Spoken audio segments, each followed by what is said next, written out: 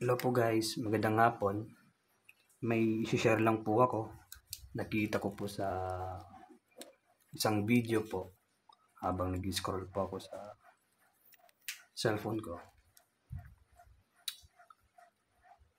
Kapag may nararamdaman po kayong ganito na sintomas, ibig sabihin po may sakit po kayo. Opo, totoo po yun.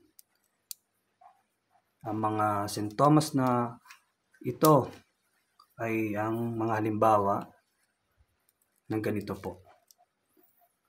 Irritable ka, matamlay, tahimik, palagi nag-overthink, kaya may mga anxiety po kayo, masakit ang katawan, meron daw po kayong sakit na paralyzed.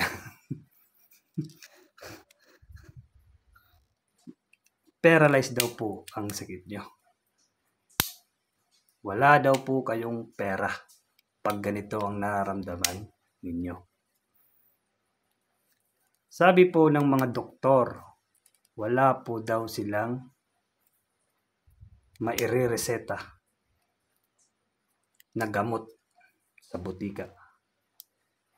Kasi wala naman daw po Perasilin sa butika.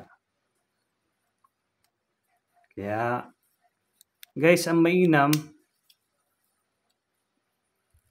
tumayo kayo, maligo, tapos dumiskarte po kayo. Okay?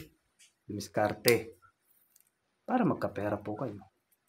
Pero sa magandang paraan po. Hindi po yung masama.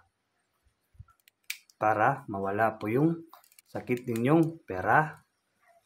Guys. Okay. Yun lang po guys. Salamat. Bye-bye.